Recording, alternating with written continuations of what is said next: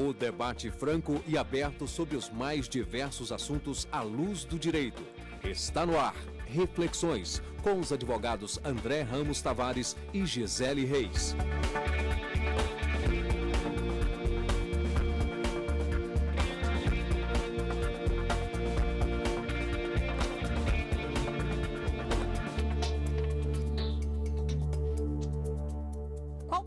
Do Poder Judiciário no Estado de Direito. No programa de hoje, a gente conversa sobre o planejamento e gestão nos tribunais. Para essa conversa, a gente recebe dois especialistas no assunto. Confira um pouco mais a trajetória profissional de cada um deles. Fabrício Bittencourt, secretário-geral do Conselho Nacional de Justiça e juiz auxiliar da presidência do CNJ. Já foi promotor de justiça e professor universitário. É juiz federal e mestre em Direito Socioeconômico pela Pontifícia Universidade Católica do Paraná. Otávio Luiz Rodrigues Júnior, professor doutor do Departamento de Direito Civil da USP.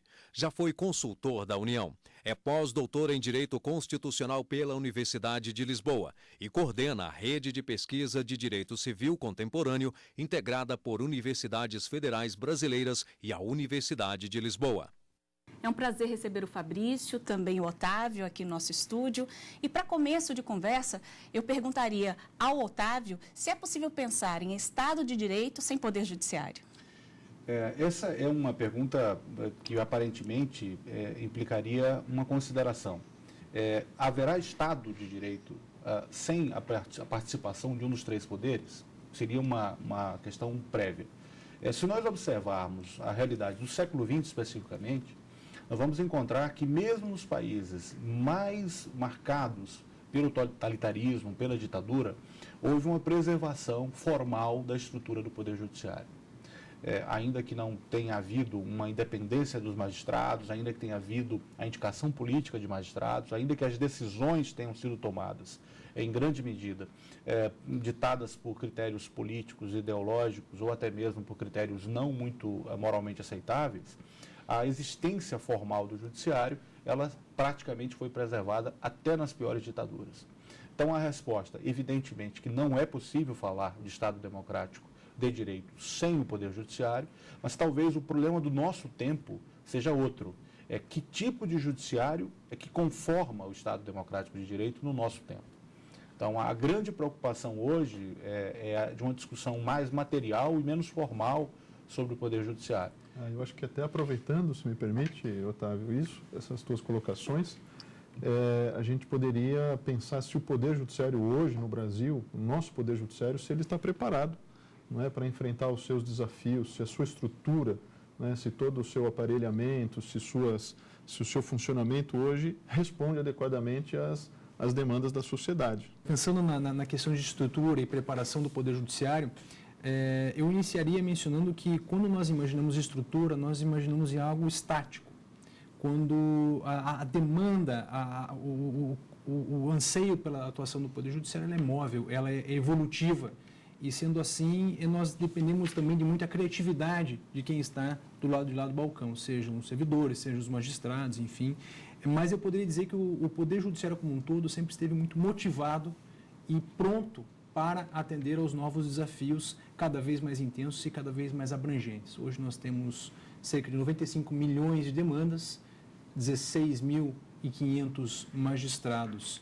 É claro que para que a resposta seja efetiva, a prestação jurisdicional seja adequada, nós dependemos de muita criatividade. E hoje nós temos, por exemplo, modelos para o mundo. Processo judicial eletrônico é um ponto interessantíssimo se observar em termos de efetividade e rapidez, pelo menos da burocracia interna dos tribunais. E um outro modelo que, inspirado em outros países, é a mediação e a conciliação, que iniciaram com o Conselho Nacional de Justiça e hoje foram acolhidos pelo Congresso Nacional e pelo Executivo nas mais modernas leis que nós temos em processo civil. Que justamente vem na linha de que o Judiciário não deve receber necessariamente todas as demandas e todas as dificuldades que a sociedade enfrenta no seu dia a dia, porque a sociedade não pode passar inteira pelo Poder Judiciário nas suas relações diárias, né? Isso realmente é importante. Eu sempre, André, tenho me referido a uma figura que é um pouco uma metáfora do problema do Judiciário brasileiro. há pouco tempo atrás nós vivemos a Primavera Árabe e no Egito as pessoas foram para a chamada Praça Tahrir, para tentar mudar a realidade política do Egito. E a sensação que eu tenho dito isso em muitas palestras, é que o judiciário é a Praça Tahrir. Disseram que é ali onde os problemas do povo serão resolvidos. E as pessoas estão buscando o judiciário, mesmo sem saber se a estrutura vai suportar essa demanda, se os problemas serão realmente resolvidos e se efetivamente é este o único caminho. Mas disseram, e talvez a grande promessa esteja na Constituição, e as pessoas acreditaram. Por um lado é muito bom que essa crença no judiciário tenha gerado esse senso de cidadania generalizado. Por outro lado, nós temos que resolver o efeito dessa demanda. Alguns países do mundo, se nós pudermos fazer uma análise comparativa, como é o caso do Reino Unido e o caso dos Estados Unidos, proporcionalmente ao Brasil, eles têm uma quantidade ínfima de juízes, uma estrutura extremamente reduzida de servidores e de atribuições estruturais, mas eles conseguem resolver muitos problemas. A razão, provavelmente, é que há uma demanda social pelo judiciário infinitamente menor, porque os problemas sociais são bem menores do que aqui. Então, na raiz desse problema brasileiro, para além da busca por cidadania, é que isso também precisava ser investigado. O judiciário talvez tenha sido a forma encontrada por muitas pessoas para resolver um problema econômico e social, que é a profunda desigualdade da sociedade brasileira. E até lanço para reflexão aqui dos colegas, algo que me incomoda profundamente é a litigiosidade elevada do poder público e, ao meu ver, há um problema de raiz aí que precisaria ser resolvido. Quando você vai para alguns países mais evoluídos nesse campo, quando se fala de uma alta autoridade administrativa do Poder Executivo, essa pessoa geralmente é referida como um magistrado.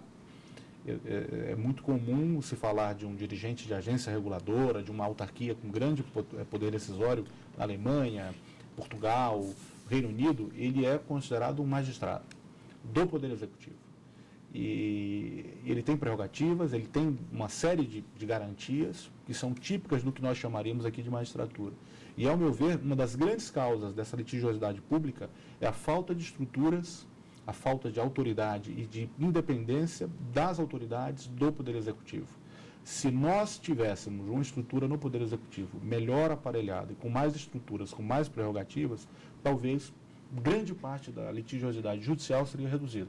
Porque, em grande medida, essa autoridade administrativa ela tem medo de tomar decisões, ela sofre as represálias pelas decisões tomadas, ela é mal remunerada e, portanto, mais infensa uma captura, e, em razão disso, nós temos um empurrar para o judiciário dessas demandas. Isso é uma grande preocupação que eu tenho, e acho que se o Brasil não resolver essa causa, nós vamos continuar a ter esse estrangulamento da estrutura do Poder Judiciário. Até gostaria de ouvi-los sobre isso, até a sua experiência em relação a esse problema. Acho que a gente pode deixar isso para a segunda parte.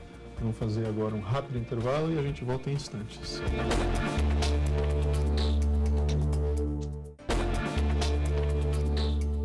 Planejamento e gestão do Poder Judiciário é o tema do Reflexões de hoje. Na primeira parte do programa, o debate foi sobre as estratégias do CNJ para agilizar a prestação de serviços judiciais. Agora, o que os especialistas discutem é se o Poder Executivo deveria ter mais poder de justiça para diminuir a demanda nos tribunais.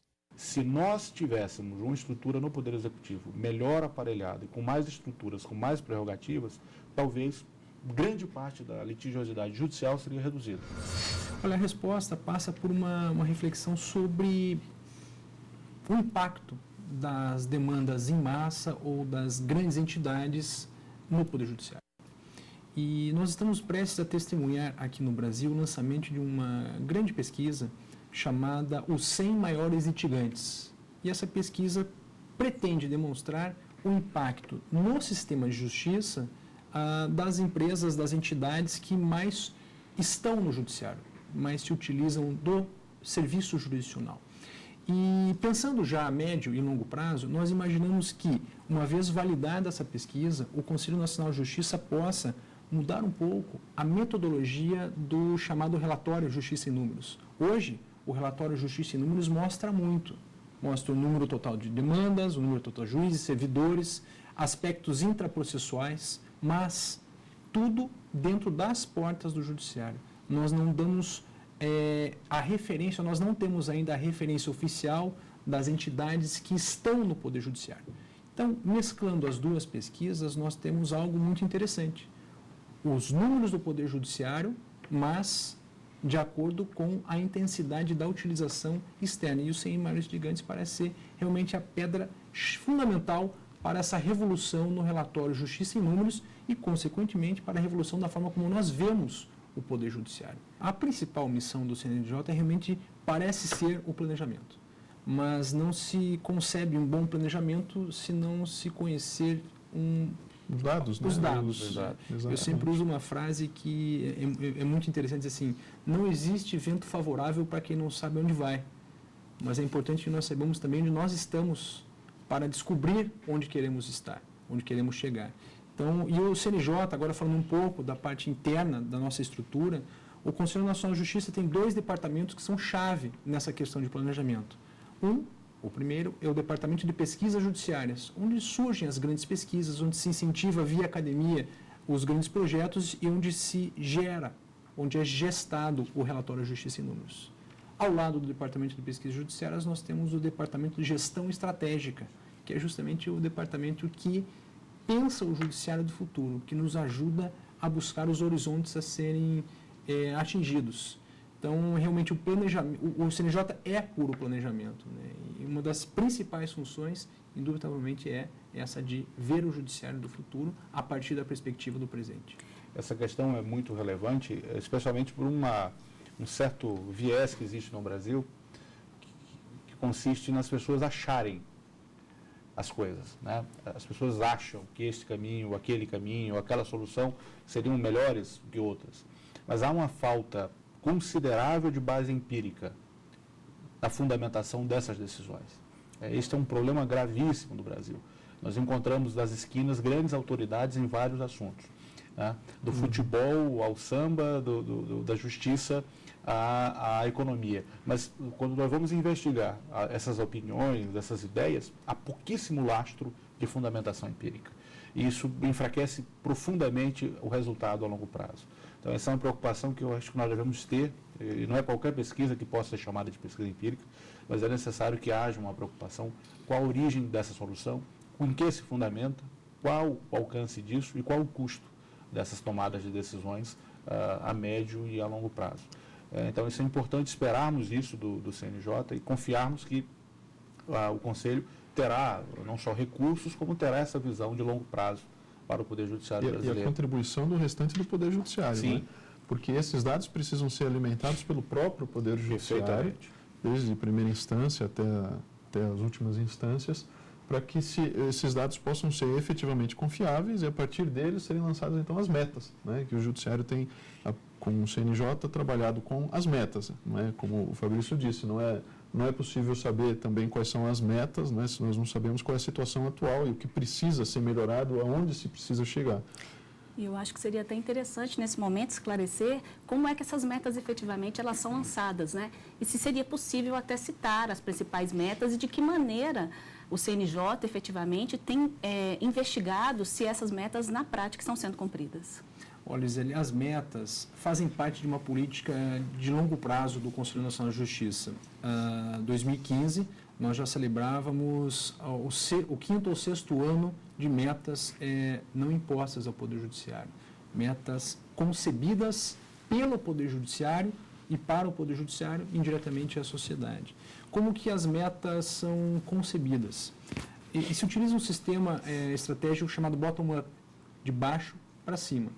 Então, hoje, nesse ano de 2015, todos os tribunais do país já têm equipes altamente profissionalizadas e com know-how adequado para pensar na metodologia de metas a serem atingidas. O CNJ proporciona 2 encontros durante o ano, nós chamamos de primeiro encontro preparatório e segundo encontro preparatório, para que essas equipes se encontrem e possam tecer os objetivos a serem atingidos em conjunto. Mas o nosso judiciário, além de ser amplo em termos de acesso, o judiciário é ramificado. Nós temos justiça federal, justiça estadual, justiça trabalhista, eleitoral, militar. E nessa linha nós podemos separar metas também por ramos de justiça. Algumas metas são aplicáveis apenas a determinada área e não às outras. E temos as metas nacionais que são chanceladas por todos os tribunais do país no Encontro Nacional do Poder Judiciário. Em novembro desse ano teremos um novo encontro e celebraremos a entrega das metas ou dos horizontes a serem atingidos para 2016. Então, essa é a dinâmica interna das metas do Poder Judiciário. E respondendo especificamente a sua pergunta com relação a exemplos de metas, eu citaria a meta número 3, que vale para 2015, que é aumentar o número de processos solucionados por metodologias alternativas. Isso mostra o quê? O acerto da política anterior que trouxe a mediação e a conciliação. Hoje nós pensamos em aumentar esse número. E o outro modelo, outra meta, número 6, é a priorização dos processos coletivos. Uma racionalização muito interessante das lides em larga escala no país. Agora, uma questão interessante, haveria, isso eu desconheço se existe, mas seria conveniente a criação de metas específicas para ações envolvendo improbidade administrativa, corrupção, que essa seria uma preocupação que o próprio povo brasileiro, de modo óbvio, né, sente. E até para afastar algo que é muito mal informado da sociedade, uma certa sensação de impunidade pelo judiciário, quando em grande medida não se trata disso. Há um cumprimento de leis e há uma série de questões formais que, em muitos casos, impedem que o processo chegue ao fim dentro de uma expectativa social de justiça. Mas seria um ponto interessante, se já existe ou se seria o caso de se criar e como essas metas poderiam ser implementadas em relação a esse tipo de processo, que além do clamor social, há também uma questão de caráter de preservação do próprio Estado, da imagem do Estado brasileiro como um Estado que é baseado em critérios de accountability e de controle de corrupção. É um tema bastante interessante, mas mais uma vez nós temos que ir para um intervalo e a gente conversa daqui a pouco sobre a gestão do Poder Judiciário. Como e o que a sociedade ganha com uma boa gestão administrativa. Até já!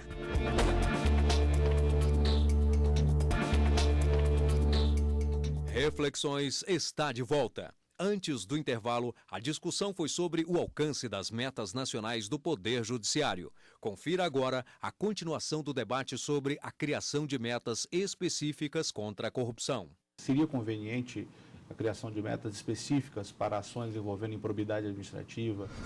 O Conselho Nacional de Justiça, no 8º Encontro Nacional, em novembro do ano passado, aprovou a meta número 4, que consiste na priorização do julgamento dos processos que envolvam questões de corrupção e improbidade administrativa.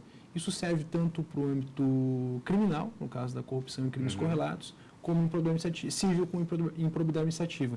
E essa meta, é importante mencionar, ela não foi concebida em 2014 para 2015. Ela já vem com certa estabilidade na política de metas do Poder Judiciário há mais tempo. E ela tem sido efetiva? Nós temos percebido que, mais do que buscar o número de processos julgados, é buscar o tempo processual desse tipo de demanda. São demandas de difícil instrução, Exato. Demandas que tendem a chegar aos tribunais em última instância. Então, para o próximo relatório de Justiça e Números, que será lançado em 2016, nós já temos metodologia específica para buscar o tempo do processo que envolve improbidade administrativa e corrupção especialmente. Eu tive a oportunidade de também participar do último Encontro Nacional do Poder Judiciário, né, da discussão dessas últimas metas, e de fato a gente percebe que é sempre uma necessidade de, ano após ano, perceber o que aconteceu e poder traçar novos caminhos com mais segurança e com mais efetividade. Mas acredito que essa seja, de fato, não é, Otávio, respondendo a tua sugestão, uma das possibilidades que o Judiciário tem ao seu alcance, não é? Eu até acredito, pegando essa linha de raciocínio que nós estamos aqui discutindo, sobre essa questão, né? As demandas, elas têm aí toda uma tramitação que muitas das vezes, embora seja a meta do CNJ de dar mais efetividade e racionalidade à formalização desses procedimentos para que a justiça, a prestação jurisdicional seja mais efetiva e em tempo razoável. Daí eu gostaria de saber, inclusive, do Otávio, se essa gestão do Poder Judiciário, ela deve ser feita por juízes. Se eles estão preparados, né? Os magistrados estão preparados para fazer essa gestão dentro do Poder Judiciário? Essa é uma pergunta extremamente polêmica. Esse é um tema a respeito do qual eu já tenho, há alguns anos, ouvido as opiniões as mais díspares sobre isso. Há quem defenda que juiz só serve para julgar e não sabe administrar. E quem defenda que não, que a administração tem que ser conduzida pelos juízes. Eu poderia trazer um olhar de fora. Nós temos modelos nos quais há uma presidência dos tribunais, que é por longos anos, não há modelo de rodízio como há no caso do Brasil. Nós temos alguns países em que o sujeito é indicado para aquela corte, e ele é indicado para ser presidente da corte. E ele ficará lá durante o período de mandato dele como magistrado, como é o caso da presidência da Suprema Corte Americana, em que o período é indefinido. E há modelos, primordialmente no mundo, a preponderância é do modelo em que o magistrado também é o administrador. Aí você precisa contextualizar. Eu não acredito que exista no mundo hoje um judiciário com a extensão, com o tamanho, com a estrutura do judiciário brasileiro. Que, por exemplo, temos aqui uma estrutura que está sendo exportada para alguns países do mundo, como foi o caso do Reino Unido, de uma televisão vinculada ao Poder Judiciário, né? Então, isso é algo que é absolutamente único. Mas eu prefiro continuar a acreditar que a administração judicial tem de ser principalmente conservada nas mãos dos magistrados. O que, obviamente, no caso brasileiro, precisa ser ponderado é que há estruturas administrativas que não são voltadas para a atividade fim, que poderiam ter uma administração compartilhada. Aí sim, eu acho que a delegação maior de poderes para administradores não magistrados, na realidade brasileira, para essas estruturas que acabaram se agregando ao Poder Judiciário, isso é algo que tem que ser pensado com bastante coerência. Na realidade brasileira, talvez também a gente tenha necessidade de repensar a questão dos mandatos muito curtos. Sem dúvida. Porque a gestão das presidências, não é? Em mandatos de 2 anos, muitas vezes ela fica prejudicada pela impossibilidade de haver um conhecimento, em primeiro lugar, da situação para se trabalhar, não é, de maneira adequada o planejamento. Então, aí, na verdade, só agregando a uma das tuas colocações, né, do que a gente ainda precisa no nosso modelo, que fique ainda preponderantemente no âmbito do Poder Judiciário, a gestão relacionada à sua atividade fim, que isso não seja, obviamente, nem delegado, nem abandonado pelo Judiciário, mas que haja, não é, uma adequação da estrutura, de mandatos, de alguns pressupostos que acabam impactando negativamente. E os juízes estão preparados para essa gestão? O que o CNJ tem feito em relação a isso? Existe uma capacitação? Olha, o CNJ, nesses 10 anos de existência, hoje se encontra numa fase de muito amadurecimento no tocante à gestão, a ideologia da gestão do Poder Judiciário. E nós falamos até agora em Conselho Nacional de Justiça numa perspectiva macro. O CNJ como o grande responsável pelo planejamento, pela gestão do Poder Judiciário. Mas, se nós pensamos agora no contexto micro, unidade jurisdicional, e respondendo a sua pergunta, eu posso anunciar um estudo que o CNJ tem hoje, e já é público, que fez a análise de unidades jurisdicionais, não digo idênticas, mas correlatas, mesma competência, mesmas cidades, enfim, estruturas idênticas. E é notória a diferença em termos de prestação jurisdicional com resultado, saúde de servidores e magistrado, felicidade interna corporis e motivação das equipes quando se tem a figura de um juiz gestor. Uma pessoa que reflete sobre o que deve ser feito a partir dos recursos que normalmente são mais escassos, enfim, mas quando se tem gestão e planejamento, autoconhecimento, os efeitos são benéficos para todos os atores envolvidos, inclusive o próprio magistrado que assume essa postura. E nós não estamos aqui a sustentar um magistrado que não julga, um magistrado que não encara os autos da maneira como se espera. Pelo contrário, é um magistrado que, para fazer adequadamente esse trabalho, também gerencia pessoas, recursos e processos. Realmente é um modelo, na perspectiva macro, que um bom treinamento, uma boa mudança de cultura realmente vai fazer do judiciário, que hoje já está muito melhor, um judiciário mais presente e mais efetivo no futuro. Realmente a gestão é a palavra-chave da alteração de cultura no Poder Judiciário. Eu creio que essas colocações, Fabrício, elas efetivamente comprovam, então, do ponto de vista da experiência interna brasileira, essa ideia de que é uma falsa dicotomia. É o que, na verdade, nós precisamos de bons magistrados gestores. E, portanto, uma formação mais adequada para esse tipo de atividade talvez fosse o caminho mais barato e mais simples. Eu próprio conheço alguns amigos magistrados que levam adiante essas técnicas administrativas, e isso realmente causa um efeito, até o ambiente quando se entra numa vara é completamente diferente, seja como jurisdicionado, seja como um visitante que vai àquela repartição pública. Então, esse é um caminho que eu imagino deveria ser um caminho sem volta para a justiça brasileira. Bem, o nosso debate está ótimo, mas o nosso tempo acabou. E você de casa pode rever este programa aqui mesmo na TV Justiça em horários alternativos ou no nosso site tvjustiça.jus.br. Nós agradecemos aos convidados e a você que acompanhou reflexões de hoje sobre planejamento e gestão do Poder Judiciário. Até a próxima.